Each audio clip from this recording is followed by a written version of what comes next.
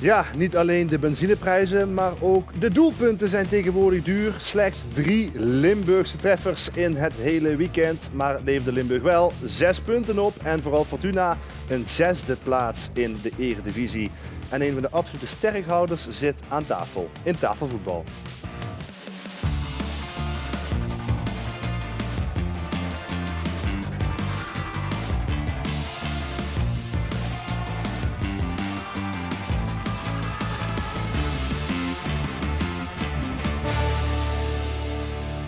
Welkom bij Tafelvoetbal. Onze huisanalisten hebben weer de hele week voetbal gekeken. En deze week was het ook nog geoorloofd, want we hadden 6 dagen met wedstrijden. Dus grijp je kans, zou je zeggen. En dus zijn ze allebei weer tot in de puntjes voorbereid. Reginald Tal is er, Maurice Graaf is er. En onze special guest van de week. Ik heb even gekeken, Matthijs. Je staat in het elftal van de week van Voetbalprimeur, van Voetbalzone, van Voetbal International. En misschien ook nog wel bij tafelvoetbal aan het einde van de dag. Dus welkom Matthijs Brandenhorst, keeper van Fortuna. Even kort, hoe leuk is het om speler van Fortuna te zijn op dit moment, als het zo gaat? Ja, heel leuk. Als je veel wint, dan is voetbal heel leuk. Dus ja, super. Ja, dat zijn de mooie kanten. Daar komen we zo meteen zeker op terug natuurlijk, op Fortuna. Maar het was vooral de dag ook wel van een beetje treurig nieuws voor Ruben van Bommel natuurlijk. Want PSV maakte bekend dat hij een zware blessure heeft opgelopen en waarschijnlijk de rest van het seizoen gaat missen. En dat is, ja, we hebben natuurlijk Levis Mans al gezien. Het is wel voor jonge speler funest natuurlijk zoiets, hè? Ja, dat is heel zuur. Ik denk dat Ruben op dit moment heel dicht tegen het Nederlands elftal al aan zat. Ja? Ik denk dat je dat wel mag zeggen met hoe die bij PSV gestart is. En als je dan, dan word je bijna 2 jaar teruggeworpen. Je moet eerst terugkomen. Nou, eer je goed terugkomt is een jaar en dan weer op hetzelfde niveau. Kijk jou al aan. Ik denk. Ja, normaal gesproken als ze zeggen het hele seizoen is voorbij, dan zit daar al een marge in. Ik ben een geboren optimist. En de tweede ding is, hier kom je alleen maar sterker uit. Het is alleen verschrikkelijk kloten, dat hele proces. En dat zijn de 5 stages of grief natuurlijk ook. Het begint met ontkenning en dan ga je onderhandelen. Is dit echt waar? Dan kom je misschien in een depressie en uiteindelijk accepteer je dan. En dan ga je weer aan je recovery werken. Ja, dat is gewoon... Dus zie je maar hoe snel het ook... Ja. Helemaal om kan slaan. Weet je, we hebben toch altijd die discussie dat je niet te jong als speler bijvoorbeeld naar het buitenland moet gaan om geld te verdienen. Ja, die mensen worden ook vaak omringd door te zeggen, ja, het kan door 1 blessure, kan je hele carrière, hè, zeker als je in de middelmaat hoeft, ja, dit zijn topspelers. Ja, Ruben gaat absoluut terugkomen volgens mij. Hij is super getraind. En, Ik hoop alleen niet dat hij dadelijk nog breder is, want dan kunnen we hem hier niet meer naast me zetten. Nee, wel lastig natuurlijk. Ik denk Lange, je hebt hem volgens mij al geappt, hè, maar dat... Ja. Heel veel beterschap vanuit deze tafel voor Ruben. Ja. Heb jij wel eens een hele zware blessure gehad, Matthijs? Ja, ik heb er wel eens wat gehad, ja. Maar wel een zware knieblessure, maar was een meniscus. Was ook een beetje het begin van mijn carrière. Ik was 19 jaar, 18, 19 jaar en dat is geen lekker begin, omdat dat het punt is dat je zeg maar van jeugdvoetbal naar het eerste elftal gaat. Ja. Groeien ook nog, hè? Ja, dat ook nog. Dus toen ben ik er wel iets meer dan een jaar uit geweest. Gelukkig geen last meer van. Later ook nog wel een andere blessure gehad, maar het gaat gelukkig nu hartstikke goed. Ja, houden zo. Afkloppen, ja. De exacte ernst van de blessure van Ruben van Bommel is door PSV overigens niet bekendgemaakt. Maar ja, het is duidelijk dat het om een zware knieblessure gaat. Hij heeft natuurlijk wel een voorbeeld met Ruud van Nistelrooy ook bij PSV. Overkwam hem ook. Ging naar Manchester United vervolgens. Dus alle sterkte, inderdaad. Wij gaan naar Fortuna tegen Utrecht. Want dat was natuurlijk toch wel de wedstrijd van dit weekend waar Fortuna een enorme slag sloeg. Hoe lekker was hij voor jullie dat je zo'n ploeg als Utrecht op de knieën krijgt? Ja, heel lekker. Het was sowieso voor ons een gekke week. Een week met veel wedstrijden. Kort achter elkaar. Nou ja, aan de ene kant is het natuurlijk nadelig omdat je vermoeid een wedstrijd ingaat. Aan de andere kant is het lekker dat je ritme houdt. We hadden een goed resultaat in de eerste wedstrijd tegen Telstar. Dat neemt de druk een beetje weg bij die andere 2 wedstrijden. Nou, in de Kuip verloren. Maar goed, dat is denk ik ook naar verwachting. En als je dan thuis tegen Utrecht 3 punten binnen kan houden, dat is denk ik super knap. Ja, ik heb zelden een ploeg die het voetballend best wel lastig had tegen sterke tegenstander. Zoveel strijd erin gegooid om dat te compenseren. Waar halen jullie dat vandaan als ploeg? Ja, ik denk dat het ondertussen ook wel een beetje in het DNA van Fortuna Sittard zit. Dat zeker... DNA van Danny Buijs. Ja, dat ook inderdaad. Dat hij wel een bepaald soort spel wil zien van zijn spelers. En het is echt niet zo dat hij zegt, jongens, knal alle ballen maar naar voren en we gaan alleen verdedigen en we hopen dat hij een keer goed valt. Absoluut niet. Maar je ziet wel dat wij een ander soort focus hebben dan de meeste eredivisieclubs. En het mooie daarvan is dat heel veel clubs het moeilijk met ons hebben, omdat wij anders spelen dan de rest. Ja. Ja, en dat kan één moment genoeg zijn. Hè? Of één moment was bepalend. Iataren, terug zijn stempel. Hè? Slecht ingeschoten, hè? Vond je? Ja, natuurlijk. Ja. Die eerste bal, Maurice Spits. Die eerste bal moet natuurlijk hangen. En dan krijgt hij hem gelukkig nog voor zijn voeten. Wel heel mooi dat hij hem dan uiteindelijk maakt. We zijn fan van mensen met een krasje. Wat jij zegt, ik heb het de vorige keer hier ook gezegd. Het is veel makkelijker om goed te verdedigen en daardoor niet 2-3 doelpunten te moeten maken, als dat je er iedere wedstrijd 2 langs je oren krijgt en dan inderdaad 3 moet maken om te winnen. Ja. En jullie doen dat voortreffelijk. Ik vond zelfs Dalenhuis, die vind ik aanvallend veel sterker dan verdedigend. Het centrum vond ik heel sterk. Marques en Adewoye, als ik het goed uitspreek. Jij deed voortreffelijk. Ik heb je de volgende week nog wat kritiek gegeven, omdat je wat, vroeger mocht je zeggen, wijverig uitkwam bij 2 corners. Maar je, op de momenten dat jij... Hij doseert, hè? Ja, Kijk. nee, maar de momenten dat een keeper er moet staan om punten te pakken, dat waren 2 fantastische momenten. Er zijn ook, ik kijk altijd naar Roy Keane. Waarom doen we altijd zo over die keepers? Die staan daar toch om ballen tegen te houden. Maar dit waren wel 2 momenten dat je je kunt onderscheiden. En daardoor ook de punten pakt. En dat is heel mooi. Ja, voor de rest... En Pinto kwam er ook nog bij. De naam van de rechtsback die er stond, die ben ik vergeten. Maar als je dan Pinto hebt, een sterk centrum... en Dalenhuis doet het in ieder geval verdedigend goed genoeg... Ja, dan staat er al een blok met 5 man waar in ieder geval de verdediging echt op orde Vosso was ook goed voor de verdediging. Dat viel mij nu niet tegen, want ook 1 of 2 wedstrijden geleden stond hij ook 2 keer te pitten. Ben ik met je eens. Ik kan me er altijd aan ergeren, want dat geeft doelpunten weg als je in de 16 even niet oplet. En dat is zonde, want dan moet je er alweer eentje maken aan de overkant. En dat is een stuk moeilijker. Maar ik hoor heel veel namen voorbij komen. Misschien maar even het Limburgs elftal erbij pakken, want wie zou je erin willen zetten? Noem eens een naam. Ja. Hier zit hij. Nou moet je ook wat ik aan de telefoon tegen je moet ik even bij zeggen dat jij mij appt en je zegt van ik wil Brandhorst in het elftal van de week. Dus ik van dat komt goed uit, want hij komt maandag. Ja, dat wist ik dus dat was de toen nog niet. volgorde. Ja. Anders vind ik het een beetje zo van, hij zit naast me, daarvan zet ik hem erin. Maar nee, zelf de reden wat Reginald net zegt. Volledig terecht. En Westerveld van de MVV even terug in de dugout. Ja. Even de eredivisiekieper nou. Ja. Mag jij er nog eentje bij zetten? Nou ja, Schuurs hebben we nu voldoende moed ingesproken. En daarom wilde ik Marques, 1,91, rond de 30 jaar. Ook onverzettelijk, ziet er goed uit. Dat. Weet je, en dat publiek daarachter. Het ziet er goed uit. Nee, maar weet je, natuurlijk, met alle respect. We hebben Roda gepakt, die 2 jongens in het centrum. Ja. Straalt niks uit. Nee. Verdedigen ik wil het woord niet nog een keer noemen, verdedigen heel slap. Ik vond bij MVV, maar ik ga er zo snel doorheen. En dan heb je Breugelmans, die is wat onstuimig, maar die gaat daar wel vol in. En die jongen, Finn Dikke, hele aparte naam. Ja. Ik dacht eindelijk, een kerel van 1,85, links, rechts, goede tackle. Ja, die gaat dan onstuimig in dat duel in. En die scheurde zich ook wat af.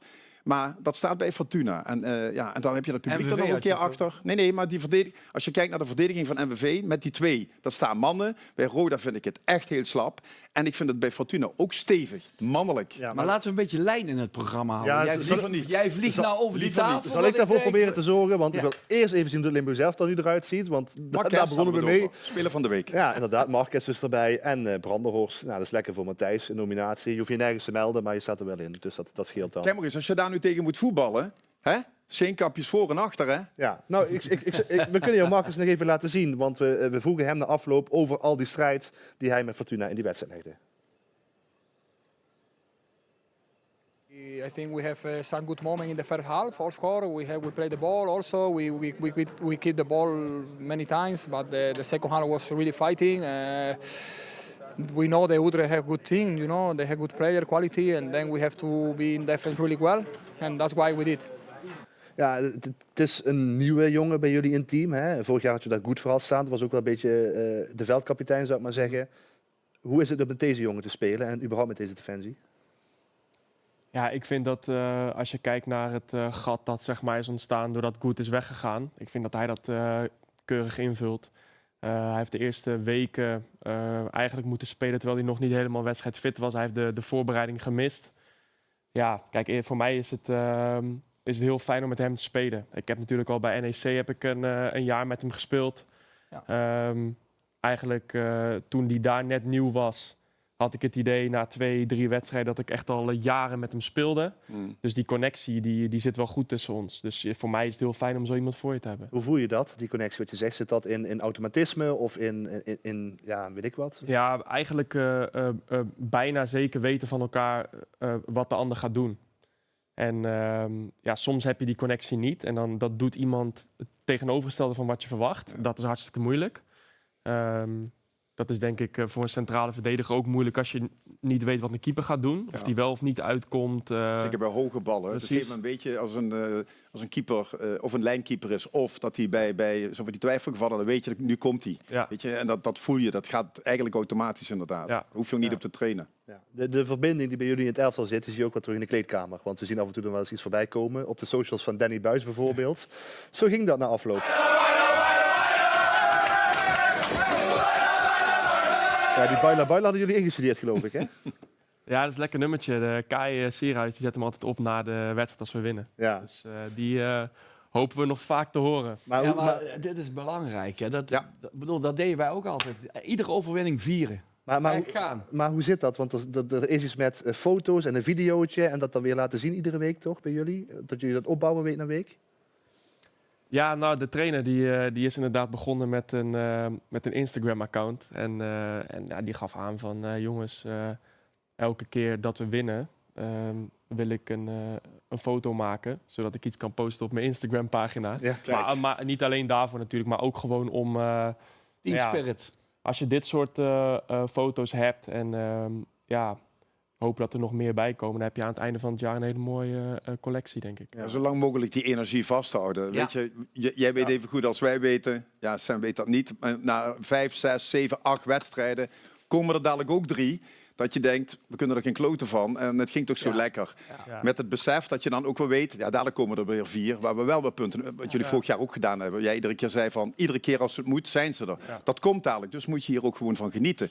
Maar ja, je hebt meestal gespeeld, maar je hebt ook wel eens een zeldzame keer op de bank gezeten. Ben je ook wel eens door een trainer gesommeerd om even de boel op te gaan jutten in het coachvak? Want dat gebeurde nu met Iataren en Sierhuis. Die jongens gingen allemaal naar het publiek en op jutten tijdens die wedstrijd. Ja, niet in het coachvak, maar dan bracht hij me in om de zaak op te jutten. dat was Wim Dusseldorf de laatste jaar dat ik heel veel last van mijn knie had. Ja. Hij zegt, kun je nou een kwartier de zaak even aan het stinken maken, letterlijk. En ja, dan probeerde ik dat wel, ja. Hey Maurice, maar ze speelden wel met 12 man, even los van het publiek. Want ik zag Buis, op een gegeven moment de rechtsback... coachen, of de speler naast de rechtsback coachen, dat hij rugdekking moest geven aan de rechtsback. Maar heel intensief en heel dicht bij de lijn. Hè? Ja. Mooi om te zien. Maar ze speelden sowieso met 12 mensen, want het stadion zat heel goed vol en vol achter Fortuna. Dus om een paar dwazen geloof ik na, maar best als ik Danny Buis laten we daar weer naar kijken, want Danny Buis was heel blij, maar ook een beetje boos op een deel van de Fortuna-achterban. Ik krijg wat geluiden dat sommige supporters in mijn optiek te kritisch zijn op de groep. Want we zijn gewoon... Dat vind je niet terecht? Nee, we zijn gewoon Fortuna Sittard. Hè? We zijn niet AZ of Twente. Wij gaan niet de hele eredivisie voetballen domineren. En sommige mensen, in mijn optiek, dat is mijn mening, geloven misschien te veel dat hun waarheid de waarheid is. Ja. Volgens mij is iedereen het eens, hè? Toch? Als ik zo omheen kijk. Absoluut. Ja. Als Fortuna-fan moet je nou toch gewoon hartstikke blij zijn. 6 wedstrijden, 10 punten, zoveel strijd wat geleverd wordt. Ja, ik kom daarvoor naar het stadion in ieder geval. Ik had er niet per se de indruk dat dit misschien ging over de sfeer zaterdagavond. Want die was gewoon top in het stadion. Ja. Dus, nee, maar Fortuna weet toch verrekte goed dat ze eerst weer die 34, 35 punten moeten halen. Ja, nu nog maar 25. Maar toch, ze staan 6e, Reginald. Ja, er zullen er ook ongetwijfeld een paar zijn die zeggen, nou, dan gaan we nu de top 3 aanvallen. Maar, nee, dat is wat jij net zei. Ze winnen er nou 2-3 en dan dadelijk hebben ze ook weer een periode dat ze er 2-3 achter elkaar verliezen. Nou ja, en dan moet je ook achter elkaar blijven staan en die schouders recht. En dan zijn die foto's heel goed om even te kijken van, hé, daar willen we weer naartoe. Ja. Hoe zit de groep erin? Qua doelen wat je voor je hebt voor dit seizoen? Nou, het is eigenlijk hetzelfde als verleden jaar. zo snel mogelijk veilig spelen. En dan kijken wat we neer kunnen zetten. Ja. Dus ja, dat is ook wat de trainer eigenlijk altijd zegt. Zo snel mogelijk 35 punten. En, en dan hebben we onze eerste vinkje. Ja. En dan kunnen we verder kijken. Matthijs, en voor jou, clean sheet, dat is dan het mooie woord, dat clean sheet. Ik heb een keer de pers gebeld, heel lang geleden, toen wij... De aanvallers kregen heel veel Of je aandacht. hier aan tafel mocht, of wat? Nee, de aanvallers kregen heel veel aandacht. Nou, wij waren de minst gepasseerde verdediging toen. Volgens mij was het de top eerste divisie. Of ja, dat moet wel. Top eerste divisie zijn geweest. Alfons Arts en mij in het centrum. Nico Hansen in het doel. Toen heb ik denk Ger Gerritsen geappt. Ik zeg, Ger, kunnen we ook eens een keer op de foto? We hebben pas 10 tegendoelpunten na 20 wedstrijden. Weet je, dat soort dingen. Dat kun je ook intern extra stimuleren. Hè? Ja, Maar- zeker. Maar appten jullie toen al in die tijd ook? Ik zeg dat voor jou, want sms, dan zeg je, wat is sms? Ja. Oh, dat is allemaal voor mij. Dat Nou, was trouwens ook nog niet, sms. Nee, dat was ik heb ook een een- fax gestuurd. Oké. Maar Of een postduif kan ook.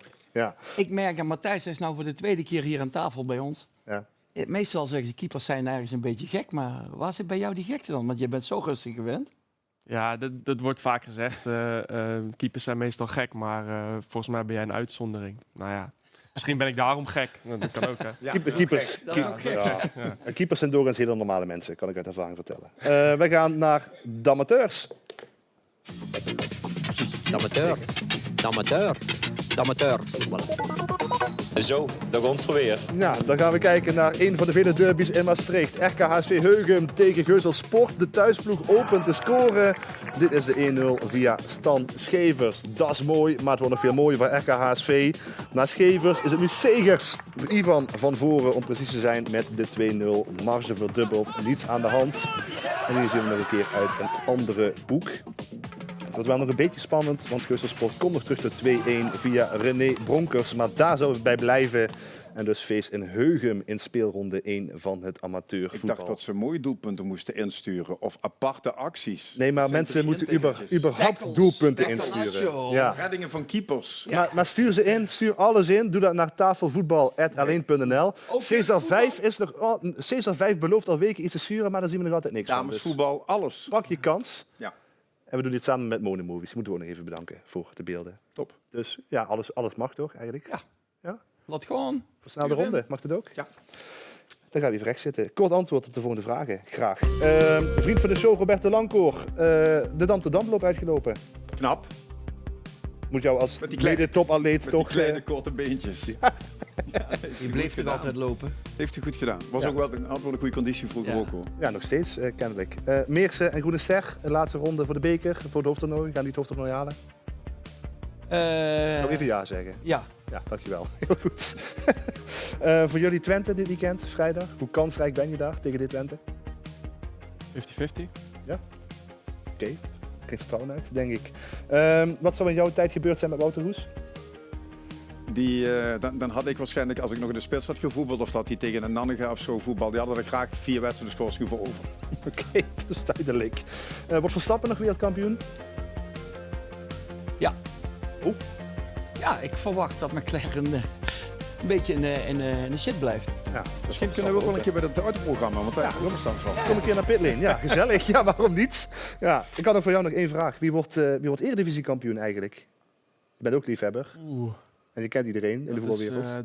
dit jaar denk ik een lastige vraag. Op dit moment zou ik zeggen Feyenoord, maar toch vond ik die niet heel overtuigend. Dus Je hebt je gehad natuurlijk, hè? Midweeks. ja, ik ga toch Feyenoord zeggen. Oké. Nou, zullen ze Rotterdam blij mee zijn. Als ze kijken natuurlijk. Maar ja, iedereen kijkt. Dus daar gaan we gewoon vanuit. Misschien, als je niet hebt gekeken naar VV-MVV dit weekend, dan kijk nu. Dit waren de highlights van de wedstrijd in de Koel. En gewoon we beginnen terwijl we een behoorlijke stang in de neus kregen van al het vuurwerk. Het klopt bij beide teams. Rick nog niet. Uit Mehoel uit te draaien een schot. En dan gaat die over het doel. Bij Silva Timas, rand 16 meter. De voorzet, de goal. Nee, niet de goal. Dit was de uitgelezen mogelijkheid om stiekem met de punten te vertrekken. De bal komt dan voor en dan komt er een schot. En we zitten erin. VVV scoorde in de laatste seconde. Ja, een toevalstreffer in een koude kraker. En voor MVV is dit wel een mokerslag. Ja, en dus zat het venijn in de staart. Het was eigenlijk een 0-0 wedstrijd, toch? Ja, vond ik niet. Nee? Hoe meer het einde dichterbij kwam, hoe meer VVV ging wisselen om te winnen en hoe meer MVV ging spelen om niet te verliezen. En dan krijg je deksel op de neus in de laatste minuut. Zo heb ik ernaar gekeken. Maar vond je wel een terechte overwinning dan van VVV? Ik vond het over de hele wedstrijd gezien een hele terechte overwinning. Ja, weinig goed voetbal, hè, als we eerlijk zijn, toch? Ja, daar mag jij over praten. Geen goed voetbal. Nee, ja. Ik heb het hele wedstrijd uitgekeken en de eerste helft leek iets beter dan de tweede helft. De tweede helft was echt van een dramatisch niveau. Ik vind dat er... kijk, die Silva-Timas is niet helemaal fit, dat zie je. Zijn acties monden nu iedere keer uit een balverlies. Maar is ook niet helemaal fit, tenminste zo schat ik het van afstand in. Ja. Heel veel balverlies. Ik moet alleen Klaassen wel een klein compliment geven. Want ik ben hier wel regelmatig kritisch van sprint 10 meter terug en dicht dat gat. Vorige week deed hij nu wel. Ja. Hij liep zich helemaal de schoompus. Hij zakte. Hij was daar waar hij moest zijn. Maar wat ik zeg, die Van Dikke, die sprak me heel erg aan. De keeper vind ik ook goed. En ik vond de rest echt, met alle respect, amateurniveau. Maar bij VVV houdt het ook niet over qua kwaliteit. Nee. Maar dan zie je wel dat er jongens allemaal op het veld en staan ook met het na het doelpunt. Je ziet hoezeer het een team is. Hè. Ze knokken voor iedere meter. Daar verdienen ze gewoon de complimenten voor. Dus het lijkt ook iets ervarener, het team. Ik vind MVV echt een... of het nou te jeugdig is of te naïef, of ik weet niet precies wat dat is. Maar ja, niet echt het gevoel, behalve die kopbal. Ja, met alle respect, de eerste beste fan had hij erin gekopt. Die moet er altijd in gaan, dan win je hem onterecht. Ja. Maar het had wel gekund. Ja. Maar de enige hartverwarmende actie voor MVV waren eigenlijk de bitterballen die ze in het supportersvak aangeboden kregen. Ja. Nou, dan moet je het daarvan hebben. Nee, daar had ik het vandaag nog met een MVV-fan over. Dat vond hij ontzettend leuk dat VVV dat in het uitvak doet. Ik moet ook een keer vertellen dat de fans daar nog een keer beetje hartelijk worden. Maar ik wil de jongens geen verwijt maken. Die gasten doen allemaal hun best en kunnen gewoon niet beter. Dus de samenstelling van dit team, dat hebben we in het begin al gezegd, het schort hier gewoon aan kwaliteit. Ja, maar je hebt de regisseur, die staat in jong MVV te trainen. Ja. Brian Smeets heb je het over. En de trainer wil hem er graag bij, Brian Smeets. Maar van hogerhand wordt het tegengehouden. Ik denk, die maakt iedereen beter bij MVV. Maar zou jij het dan nu nog terugnemen? Absoluut. Ja? Ik zou op de knieën gaan om hem terug te pakken. Hij heeft doorgetraind. Hij kan als enige lijn brengen in dit team. Want het viel mij, wat MVV betreft, ook echt tegen. Niks van creativiteit. Nee. Nou, nog even terug naar VVV, want MVV heeft dan geen Smeets, maar VVV heeft geen Sadiki. Die veld nog even aan jullie gedacht, vooral aan jou, Reginald. Oh jee. Net dacht ik wel eventjes aan hem. Omdat natuurlijk hij waar MVV is, club legend van VVV. Dus ik dacht er wel even aan. Ik hoop dat hij morgen goed opstaat en dat hij morgen goed bij de show is. Dus groetjes aan hem en komt wel goed. Ja. Als een haar zo net zit, als dat van jou komt wel goed. Dan komt het zeker goed. Ja, okay. Kijk, had ik hem van dat trapje afgedaan. Van dat trapje? Sadiki, ja? Voorzichtig, zet je in de rug. Het is wel mooi hè, dat ze jou, en andersom dat bij mij, toch ook al een beetje willen. Hij zei club legend van VVV, maar ik denk club legend van MVV. Ja, denk ik maar dat is niet erg. Ook de eerste keer voor tv, tweede keer waarschijnlijk. Vriend van de show. Jij kent hem, hè? Jij hebt met hem bij Willem II gevoetbald, toch? Ik ben een teamgenoot geweest bij Willem II, ja. Is het een beetje gezellig? Goeie gast, ja. Mooie kerel. Ja, maar echt een mooie vent. Die trap daar is Stan Valks van afgegaan met skiezen. Ja. Ja, goed. Ja. Heel causaal verband. Eén ding, toen lag er wel sneeuw. Toen lag er wel sneeuw, ja. En nog even over Hermans, hè? Want er staat toch wel druk op de MVV-trainer. Wat valt er nog te winnen voor hem op dit moment? Dinsdag hebben ze tegen Den Bosch gespeeld thuis. Ja. Ook een hele leuke wedstrijd om naar te kijken. Ook een foutenfestival uiteindelijk. Een paar prachtige doelpunten van beide kanten. Timas maakte toen een wereldgoal van eigen helft. Ja. En ze heeft 4 punten gehaald in uitwedstrijden. Ik denk dat ze, natuurlijk gaan ze meer punten dadelijk thuis pakken. Maar dit wordt gewoon het seizoen 14e, 15e zoals voorspeld. Omdat er gewoon te weinig rek in kwaliteit zit in dit elftal. Ja. Scoren gaat heel moeilijk. De doelpunten worden veel te makkelijk weggegeven. Ja, dan krijg je zo'n seizoen. Hopelijk. Maar denk je, want van hogerhand worden beperkingen aan de trainer opgelegd. Maar zullen we het daar in de verlenging over gaan hebben? Want ik zit alweer naar de tijd te kijken. Het moet wel, hè? Ja. Is het nu al tijd? Ja, maar ik wil nog even naar het spoorboekje, want we hebben een Super Friday dit weekend. Ga er even voor zitten vrijdag. 4 wedstrijden. Want ook Fortuna op vrijdagavond in actie in Enschede. Dat wist Matthijs natuurlijk al lang. Tegen Twente. Verder Os-Roda, Jong Ajax VVV en MVV tegen Emmen. Allemaal live op L1 Radio. Wij gaan door op YouTube. Over MVV bijvoorbeeld gaan we doorpraten. En met Matthijs natuurlijk ook. Dus graag tot zo. En volgende week is er weer een nieuwe aflevering van Tafelvoetbal. Dus graag tot dan. Welkom. Opletten. Ja, nu moet je opletten, inderdaad. Dus kan ik dat verhaal nu niet vertellen. Oeh, spannend. U mag in de comments reageren waar u denkt dat Reginald Tal het over had. Maar het moet wel binnen de beperking blijven natuurlijk. Dit is de verlenging van Tafel Voetbal. We zitten hier dus met Reginald Tal, met Maurice Graaf en zeker met Fortuna-keeper Matthijs Brandenhorst. Fijn dat jullie nog even zijn blijven zitten. We hadden het net in de reguliere uitzending over MVV. Maar ja, je moet een keer stoppen op tv, dus dan praat je online natuurlijk door. Dat doen we hier. Misschien dat we even kunnen beginnen met te luisteren naar MVV-trainer Edwin Hermans. Die zit met zijn ploeg in de hoek waar de klappen vallen. En dus is de vraag, waar moet je je de komende weken op richten? De groep bij elkaar houden en zorgen dat je in ieder geval met heel veel energie in ieder geval een wedstrijd start. En dat je uiteindelijk weer wat meer naar elkaars kwaliteiten gaat spelen. Dat is het meest belangrijke. En zorgen dat je in ieder geval niet in de laatste of heel makkelijk doelpunten weggeeft. Ja, je zei net al van je moet Smeets gewoon terughalen vanuit het tweede elftal. Maar zie je wel nog andere aanknopingspunten waarmee je het ook zou kunnen doen? Ja, weet je, allereerst wordt hij opgezadeld met een selectie die een stuk minder is, vind ik, nog dan vorig seizoen. En toen was het al een bescheiden plek op de ranglijst. Ja. Heel veel Belgen. Uit de amateurs hebben ze er een aantal gehaald. Nou, ik zie die kwaliteit niet terug in het veld. Gebrek aan kwaliteit wel op het moment. Dan heb je één hele goede speler, vind ik nog steeds, Brian Smeets. Ja, daar leef je dan mee in onmin als club. Die wordt naar Jong MVV gezet. En de trainer wil hem heel graag gebruiken, maar hij mag niet. Maar van wie mag dat dan niet? Van Hogerand. Van Hogerand. Vanuit de clubleiding, zeg je? Van technisch manager, Ronnie van Geneugten. Misschien nog iemand daarboven, dat weet ik niet. Maar hij mag hem niet gebruiken. Plus, dan heb je spelers. Je moet natuurlijk wel in de teamdiscipline blijven. Afspraken. En als een geblesseerde speler is gewoon op vakantie gegaan, terwijl daar geen toestemming voor was van Edwin Hermans. En die wil hem disciplinair straffen. En dat mag dan niet van Hogerhand weer. Dat is wel lastig. Ja, maar dan raak je als trainer je overwicht op de groep natuurlijk ook helemaal kwijt. Daarvoor zeg ik, het gaat heel slecht. Hij mag niet doen wat hij wil. Ik zou bijna zeggen, hij moet de eer aan zichzelf houden. Ja, want ik hoor jouw woorden van daar zou je niet in kunnen werken als je trainer was. Nee, zo kun je niet werken. Nee. Zo kun je als trainer niet de groep naar je hand zetten waar hij het nou over had. Ja. En dat klinkt wel lastig dit. Ik zie een andere Edwin Hermans voor de tv. Anders dan? Anders dan 2-3 weken geleden. Toen was er een frustratie of teleurstelling. Ik vind dat hij er veel steviger in zit. Ja, in de interviews. Hij zei na de wedstrijd tegen Den Bosch, zei hij ook bijvoorbeeld van het feit dat er toch wel behoorlijk kritiek kwam vanaf de tribunes op zijn wisselbeleid tijdens die wedstrijd, dat het niet zo heel veel interesseerde bijvoorbeeld. Nou ja, omdat hij ook zei, ik word er een half jaar uitgescholden of kritisch benaderd. Tegelijkertijd zit het verhaal achter die wissels. Die gasten wat ik net zei, Mae bijvoorbeeld of Silva Timas, die zijn nog niet fit. Die zijn heel lang geblesseerd geweest. Dat zie je. Bij iedere actie hijgen ze. Dus soms moet je wissels doorvoeren. En nu ging het over Braken ook en over Klaassen ging het ook over. Hè? Dus ja. Ja, luister, hij is verantwoordelijk voor het wisselbeleid. Hij is niet verantwoordelijk voor de kwaliteit van de selectie. Maar ik zie hem toch een soort van strijdbaar nog zijn.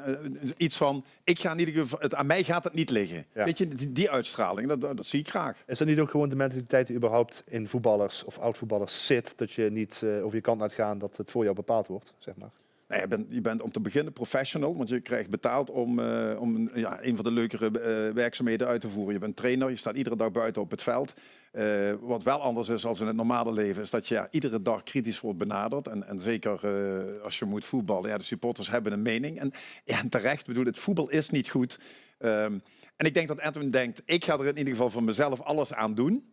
En ja, weet je, als je moet roeien en de riemen zijn heel klein, ja, dan kun je toch blijven roeien. Je kunt ze ook weggooien, maar ik zou nog blijven roeien. Maar dan is het dodelijk als je de teamdiscipline... Want dat is de basis van succes, teamdiscipline. Ja, afspraken maken, afspraken nakomen en controle erop.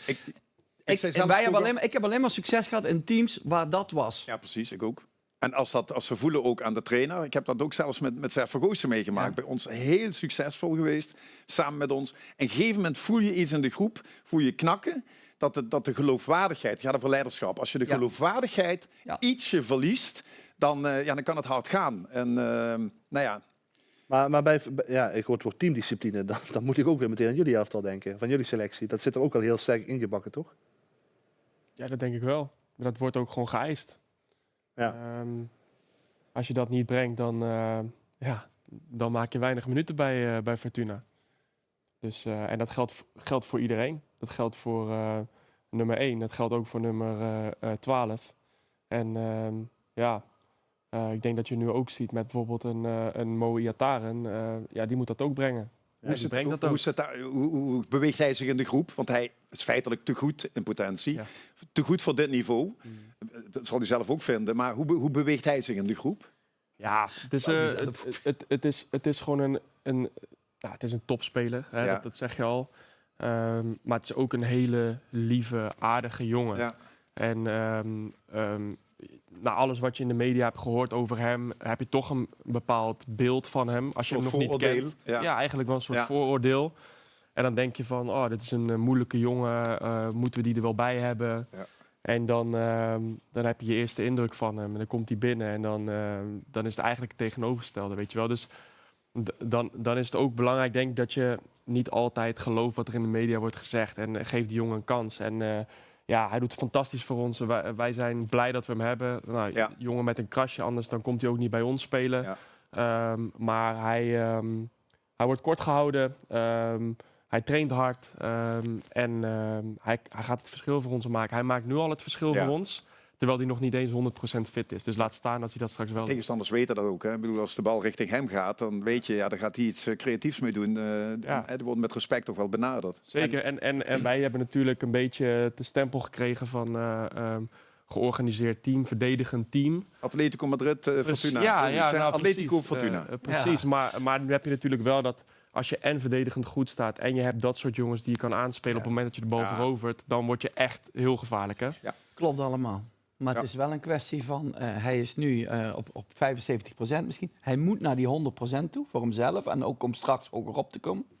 En dat is dus ook een kwestie van volhouden. En tot nu toe heeft hij nog niet bewezen op de plekken waar hij is geweest dat hij het echt vol heeft gehouden. Dus ik vind het wel nog een uitdaging die hij moet pakken. Maar voor de rest, fantastisch. Ik zou er gelijk een seizoenskaart voor kopen. Zeker. Het proces wat jij nu beschrijft, daar heeft hij wel nu de juiste trainer voor. Ja, maar jij zegt de beste trainer. Ik denk dat jullie ook een van de beste fysieke trainers van het land hebben misschien wel. Hè? Met Igit Kiezo die erbij is gekomen. Ja, die is wel echt heel, heel goed. Ja, want dat zei je al in een interview eerder bij ons. Want dat ook voor jou wel enigszins iets veranderde wat hij deed. Nou zeker. Ik heb vorig jaar natuurlijk 6 wedstrijden gemist door blessure. En eigenlijk, in de eerste week van dit nieuwe seizoen ontmoette ik Egid. En die was hard voor me op het begin. En die gaf aan, Matthijs, je moet echt aan de bak, want je core is niet sterk genoeg. En dat is denk ik de basis van jouw problemen. En, voor de luisteraars, of de kijkers, de kijkers die niet weten wat de core is.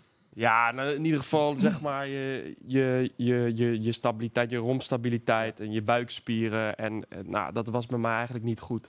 Waardoor ik...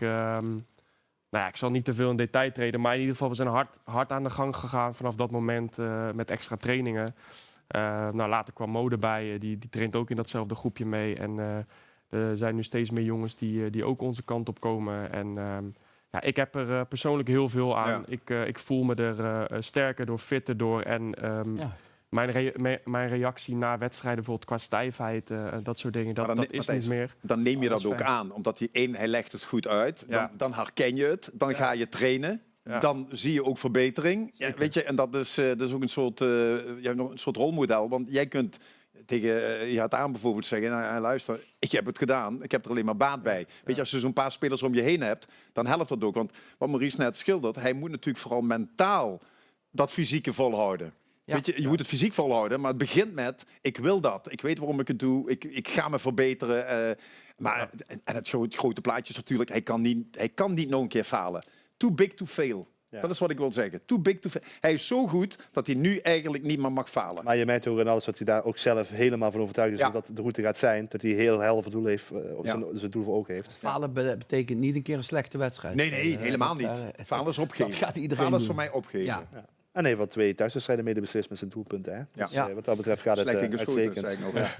Waarbij ik de rol van de keeper niet wil onderschatten. Overigens, laten we dat erbij zetten. Even naar VVV terug, want ik wil nog even naar Ivo Rossen toe, de interim trainer daar. Moet de meubelen redden sinds daar natuurlijk John Lammers vertrok. 3 wedstrijden werd gezegd, sowieso, die zitten er nu op. En dus de vraag, wat vond u er zelf van? Ik heb tegen de jongens ook gezegd, net in de kleedkamer, ik hoop niet dat de camera op ons stond. Want bij ons was de ontlading wel heel erg groot. Ik geloof dat ik bij Ronnie op zijn nek zat. Dit is machtig mooi. Ik moet zeggen dat je wel 90 minuten langs de kant staat met een verhoogde hartslag. Dus of het helemaal gezond is, weet ik niet. Maar het is wel superleuk om de eindverantwoordelijke te zijn en dan uiteindelijk ook 3 punten te pakken. Ja, dat brengt wel wat met zich mee en dan kriebelt het zeker, ja. Hij is natuurlijk met John Lammers gekomen, maar wat is jouw indruk van hem, als je hem zo ziet? Ja, ik ken hem niet heel goed, maar wat ik hoor is dat hij ontzettend enthousiast trainer is. Straalt hij ook uit voor de camera. Vind ik ook, ja. Ook echt die passie op het trainingsveld. Gaat zelf als laatste voetballend van dat veld af. Die moeten ze bij wijze van spreken van het veld trekken. Dus hij ligt heel goed in die groep. Dus ik denk alleen maar positief tot nu toe. Maar ja, hij heeft niet de papier om het seizoen af te maken natuurlijk. Nee, maar het is er altijd niet duidelijk wie dan wel de opvolger van Lammers gaat worden. Je kunt ook zeggen, je gaat iemand neerzetten en je maakt deze Ivo Rossen gewoon nog altijd belangrijk. En je houdt hem gewoon wel in het zadel op de een of andere manier. Die constructie heeft VVV ooit gehad met Hans de Koning. Hè? Toen was jij Driese hoofdtrainer en Hans de Koning aangesteld. Ik geloof niet in zulke constructies. Want dat is voor je gezag is dat lastig? Of exact. De geloofwaardigheid. En dat heeft ook zijn wisselwerking naar de spelersgroep toe. Dat werkt niet. Nee, moet je niet willen.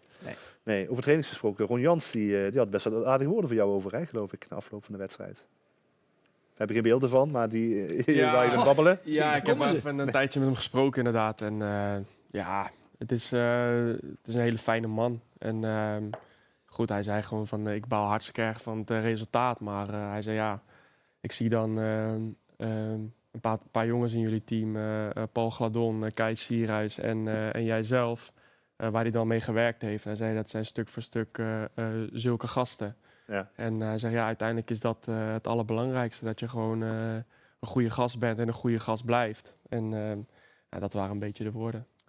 Ja, het zag er heel vriendelijk uit allemaal. Zo en hij vond dat ik me iets te veel had uitgesloofd. Dat ook wel. Hij zei, kon je er niet even eentje door laten gaan? Want jij moest je weer uitsloven vandaag. Ja. Even vandaag, hij komt van Utrecht af. Hè? Ja, precies. Want je hebt het voorjaar ook hier aan deze tafel gezeten. En toen hadden we het een beetje erover. Hè? Je werd toen gehuurd door Fortuna van Utrecht. Toen was het de vraag van, wat gaat er komend seizoen gebeuren? Liet jij een beetje doorschemeren dat de kans niet zo heel groot was dat je bij Fortuna zou blijven? Nou, je bent er weer, je zit er weer. Het gaat lekker. Ja, los van het tal. Ik zou wel eens willen zien. Dat hele lijstje, waar waren ze? Al die mensen mensen ze hier waren. En hoe is het daarna met die gasten? Al die mensen die jij groot hebt gemaakt, bedoel je?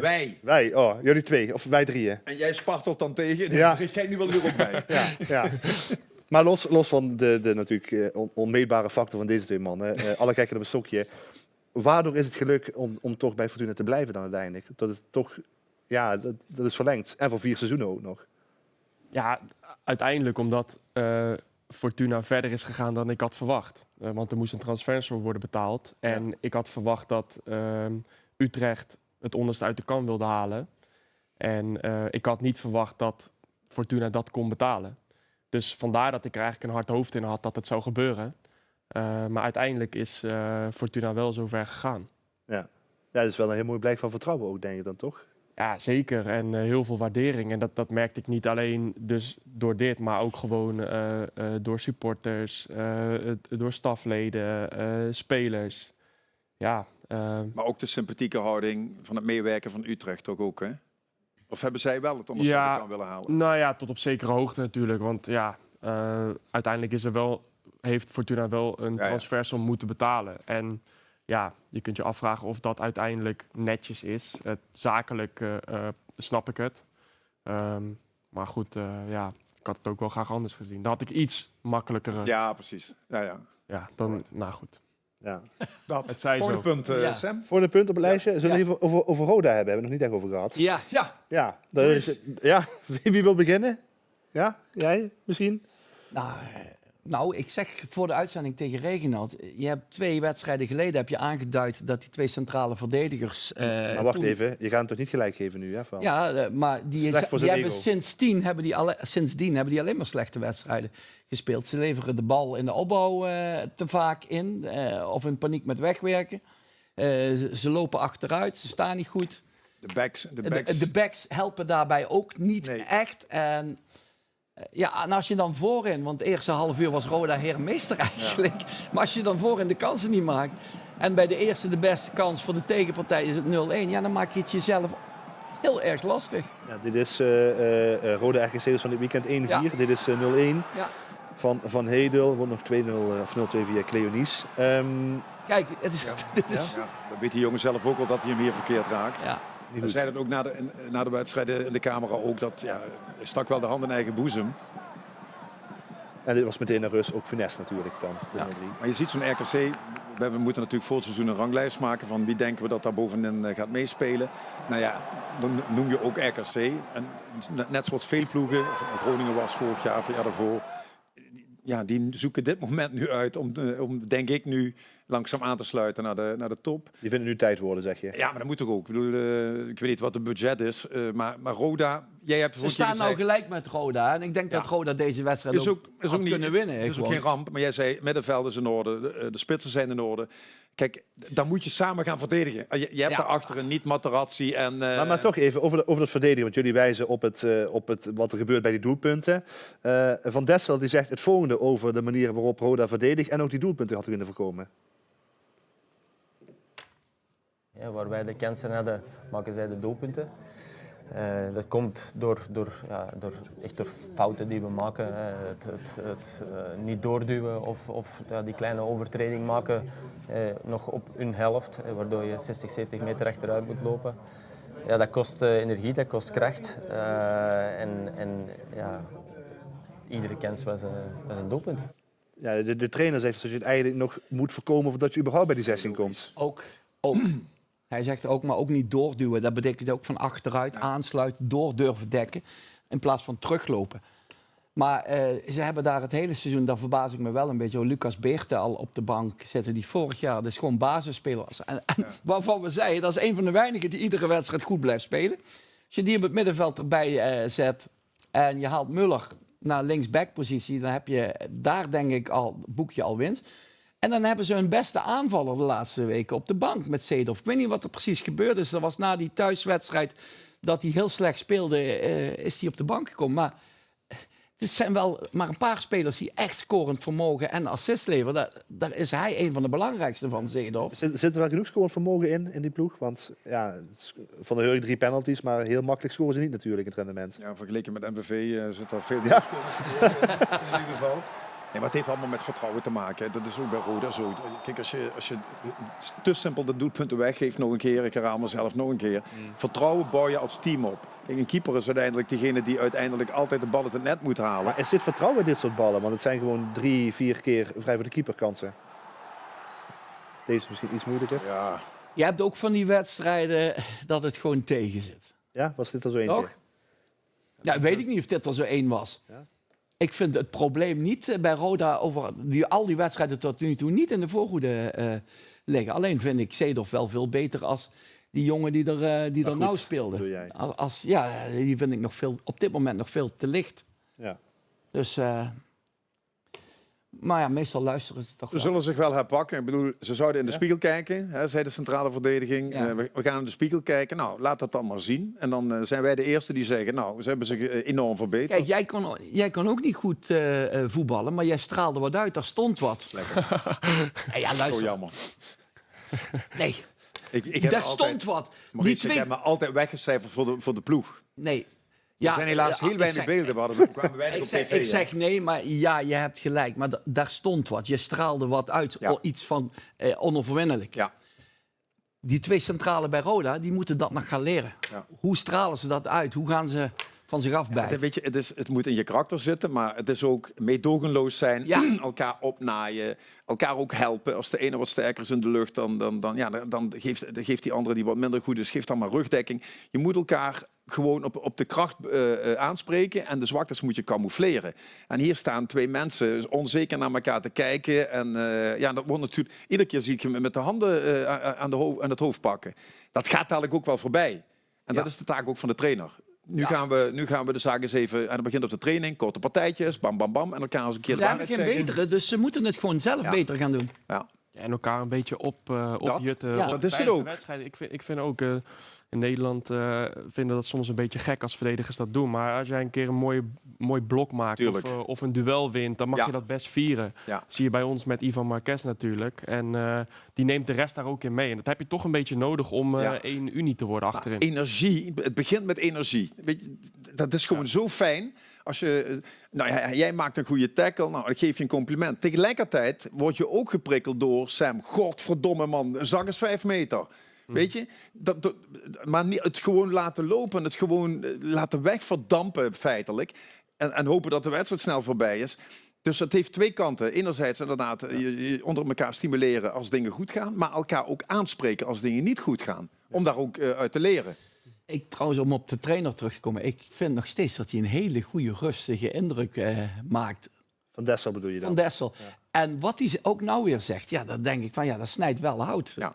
Iedereen zegt dat hij net hetzelfde is nu als dat hij al speler was in zijn tijd. Ja. Weinig veranderd. Ik kende hem als speler. Nee, dat was ik kende hem wel, maar ik heb hem niet meegemaakt. Nee, precies. Nee. Over jouw carrière, we zeiden het net al, je hebt voor 4 seizoenen getekend bij Fortuna. Dat is behoorlijk lang. Is het ook voor jou dat je ook echt voor je ziet dat je hier die 4 jaar gaat volmaken? We zitten natuurlijk in jaar 1, maar... Ja, dat weet je nooit. Nee. Dat kan elke half jaar kan er verandering komen. Maar goed, ik denk dat het bij mijn persoonlijkheid past om langer bij 1 club te spelen. Om te groeien. Ik heb gemerkt vorig jaar hoe fijn ik het vind om weer eerste keeper te zijn. Om wekelijks te spelen. En ik heb hier de kans gekregen om dat te kunnen doen. En ik denk dat ik ook in mijn carrière soms iets te snel dacht van oké, even 1 goed seizoen en dan maak ik weer een stap. En je ziet uiteindelijk hoe moeilijk het is om 1 goed seizoen te hebben en dan gelijk een stap te maken en gelijk te spelen ergens. El Maatje, inderdaad. Hij zegt 1 goed seizoen, je zei in koor. Ja. Dan moet je wel een keer gaan keepen natuurlijk. Het kan wel, maar moet je wel een paar ballen tegenhouden. De realiteit is vaak wel net iets anders en dat heb ik zelf ook gemerkt. Eerst maar eens 2 jaar, 3 jaar stabiel spelen. En dan, zie je zelf een keer een transfer maken, bijvoorbeeld naar de Qatar of Verenigde Arabische Emiraten, Saoedi-Arabië? Dat is niet mijn eerste keus, zeg maar. Nee. Ik zou het leuk vinden om nog een keer in Duitsland te spelen of in een andere grote competitie, maar zoiets... Mijn grootste fout was ooit dat ik voor 4 jaar tekende. Een soort van stabiel. Ik werkte er natuurlijk ook erbij. En mijn eerste en tweede contractjaar waren we 2 keer gedeeld 6e met MVV in de Eredivisie. En het salaris gingen natuurlijk omhoog. Maar mijn contractje liep natuurlijk gewoon door. Hè. Dat is niet slim, commercieel. Maar daarna werd je verkoper, toch? We gaan afronden. Ik denk dat we nou snel moeten afsluiten. We gaan aan de rechterkant, maar dat komt er soms zo goed uit. Ja, dat snap ik wel. Luister Sam, wij zitten hier niet voor niks nog te beunen. Hè? Nee, dat snap ik wel. En ik vind het heel gezegd dat jullie er iedere week weer zijn. Laten we nog even kijken naar wat dit weekend gaat gebeuren. Het spoorboekje nog eenmaal. Super Friday vinden we heel leuk. 4 wedstrijden op 1 avond. Dus dat wordt dringen op Elling Sportradio. Welke doe jij? Ik zit bij Ossige Roda. En we hebben Falco bij Fortuna. Jij mag naar Os. Ja. Schijnt best gevaarlijk te zijn op zijn dagen. Het meest vreselijke stadion in de KKD. Ja. En Maarten en Sjors zijn ook in touw bij VVV en bij MVV. Dus iedereen aan de bak dit weekend. Dit was Tafelvoetbal de Verlenging. Dankjewel Matthijs dat je er was. Heel veel succes met Fortuna de komende weken. Hou het vol, dan hebben wij nog een half jaar over play-offs en dat soort dingen. En zo. Weer gezellig. Dankjewel Maurice, dankjewel Reginald. Tafelvoetbal is er volgende week weer. Graag tot dan.